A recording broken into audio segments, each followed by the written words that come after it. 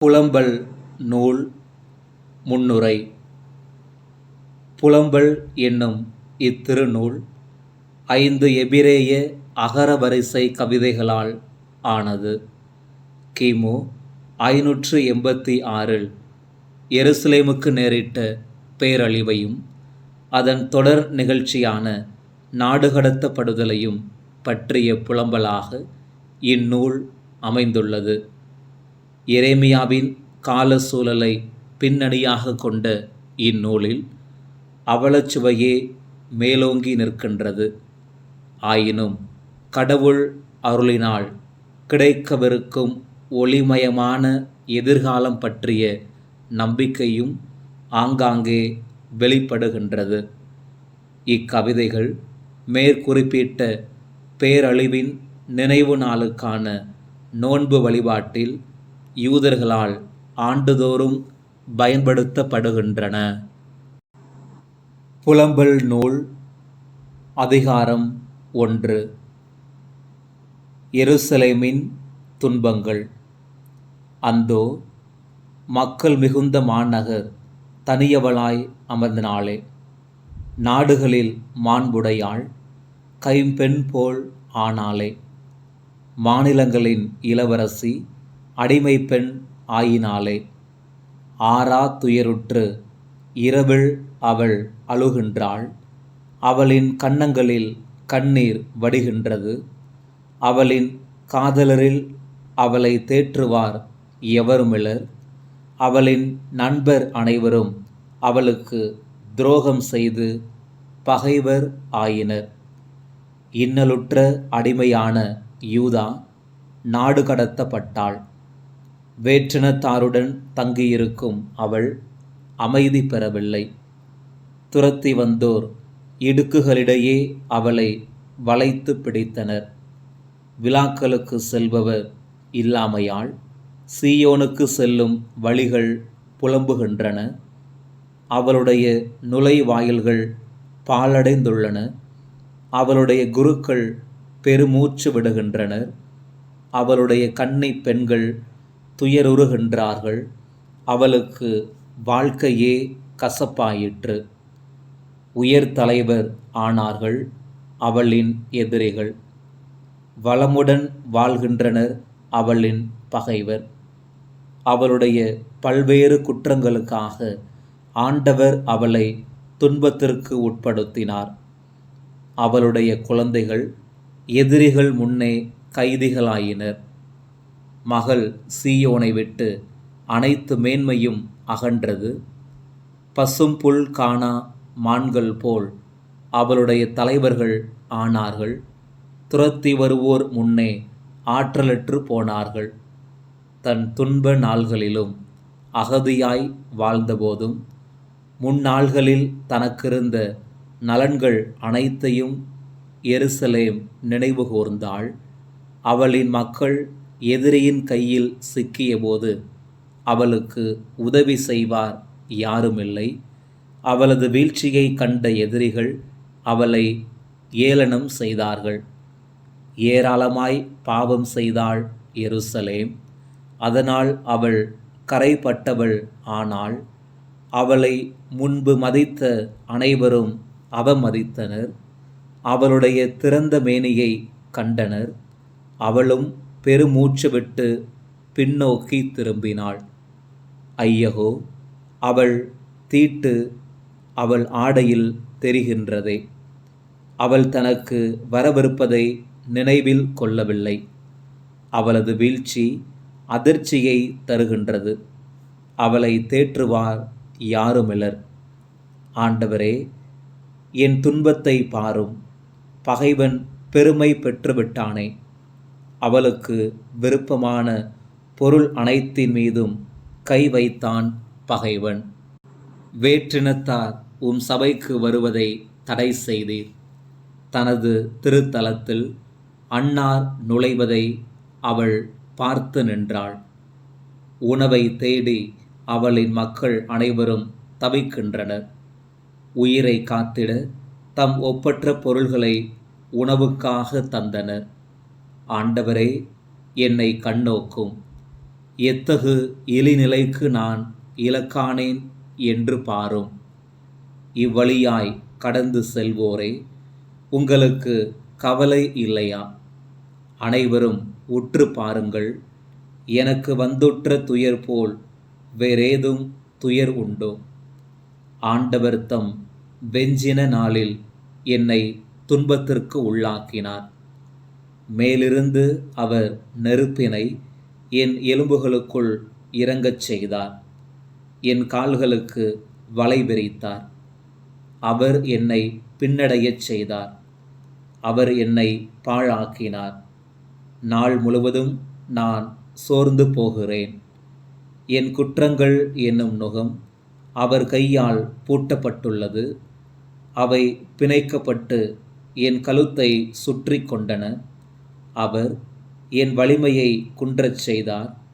நான் எழ இயலாதவாறு என் தலைவர்கள் என்னை அவர்கள் கையில் ஒப்படைத்தார். என் தலைவர் என்னிடமுள்ள வலியோர் அனைவரையும் அவமதித்தார். என் இளைஞரை அடித்து நொறுக்க அவர் எனக்கு எதிராக ஒரு கூட்டத்தை வரவழைத்தார். மகள் யூதாவாகிய கன்னியை ஆலையில் திராட்சை பழத்தை பிழிவது போல் என் தலைவர் கசக்கி பிழிந்தார். இவற்றின் பொருட்டு நான் புலம்புகின்றேன். என் இரு கண்களும் கண்ணீரை பொழிகின்றன. என் உயிரை காத்து ஆறுதல் அளிப்பவர் எனக்கு வெகு தொலைவில் உள்ளார். பகைவன் வெற்றி கொண்டதால் என் பிள்ளைகள் பாழாய் போனார்கள். சீயோன் தன் கைகளை உயர்த்துகின்றாள். அவளை தேற்றுவார் யாருமிலர். சூழ்ந்து வாழ்வோர் யாக்கோப்புக்கு எதிரிகளாயிருக்குமாறு ஆண்டவர் கட்டளையிட்டார். எருசலேம் அவர்களிடையே தீட்டுப்பொருள் ஆயிற்று.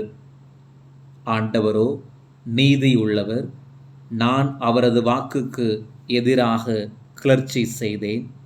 அனைத்து மக்களினங்களே செவிகொடுங்கள். என் துயரத்தை பாருங்கள்.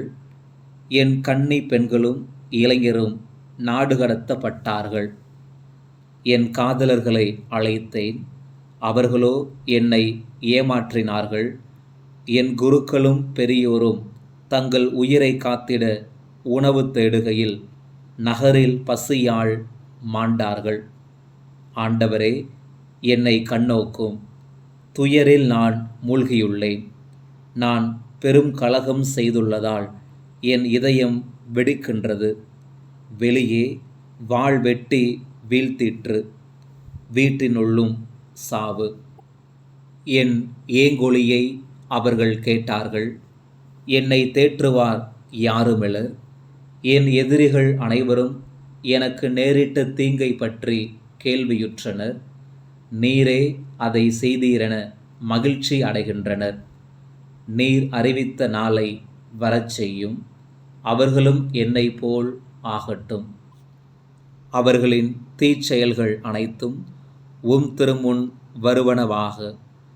என் அனைத்து குற்றங்களின் பொருட்டும் நீர் என்னை தண்டித்தது போல் அவர்களையும் தண்டியும்.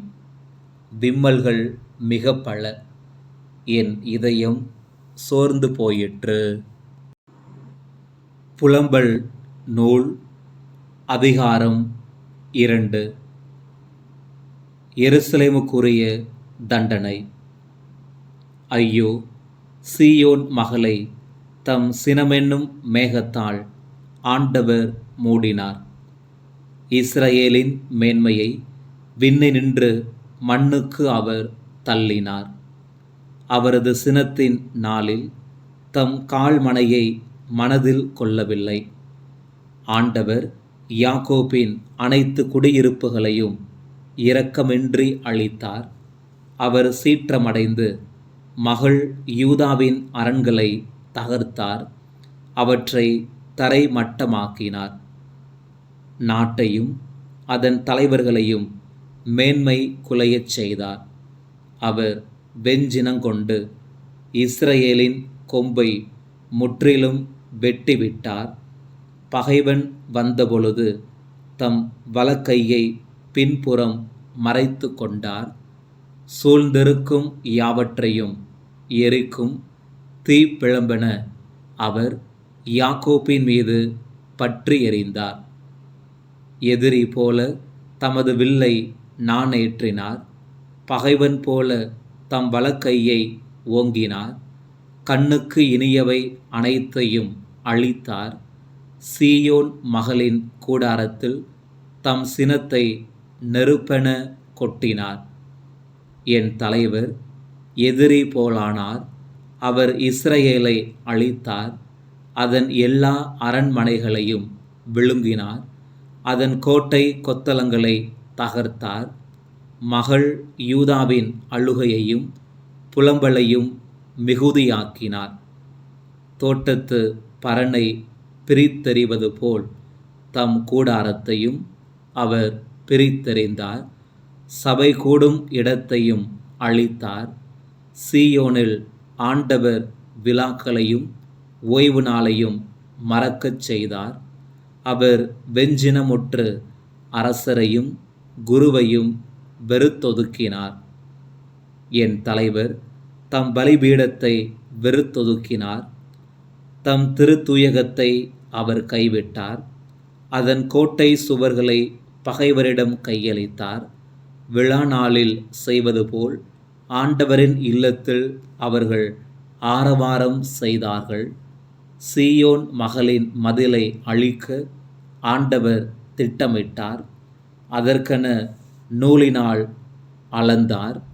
அதை அழிப்பதை நிறுத்த தம் கையை மடக்கிக் கொள்ளவில்லை. அரணும் மதிலும் புலம்பச் செய்தார். அவை ஒருங்கே சரிந்து வீழ்ந்தன. அவளின் வாயிற்கதவுகள் மண்ணில் புதைந்து கிடக்கின்றன. அதன் தாள்களை உடைத்து சிதறடித்தார். அவளின் அரசனும் தலைவர்களும் வேற்றினத்தாரிடையே உள்ளார்கள். திருச்சட்டம் இல்லாமற் போயிற்று. அவளின் இறைவாக்கினரும் ஆண்டவரிடமிருந்து காட்சி பெறவில்லை. சீயோன் மகளின் பெரியோர் மௌனமாய் தரையில் அமர்ந்துள்ளனர். புழுதியை தங்கள் தலைமேல் தூவிக் கொண்டுள்ளனர். சாக்கு உடை உடுத்தியுள்ளனர். எருசலேமின் கன்னி பெண்டீர் தங்கள் தலைகளை தரைமட்டும் தாழ்த்தியுள்ளனர். என் கண்கள் கண்ணீர் சொரிந்து சோர்ந்துள்ளன. என் குலை நடுங்குகின்றது. என் ஈரல் வெடித்து தரையில் சிதறுகின்றது. ஏனெனில் என் மக்களாம் மகள் நசுக்கப்பட்டுள்ளாள். நகர வீதிகளில் குழந்தைகளும் மழலைகளும் மயங்கி கிடக்கிறார்கள்.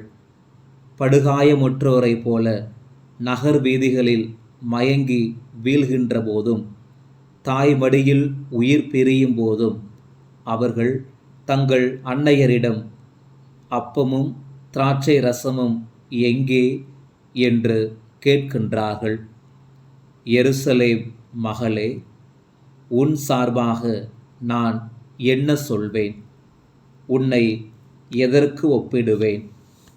சீயோன் மகளே, கன்னி பெண்ணே, யாருக்கு உன்னை இணையாக்கி தேற்றுவேன்? உன் காயம் கடலை போல் விரிந்துள்ளதே. உன்னை குணமாக்க யாரால் முடியும்?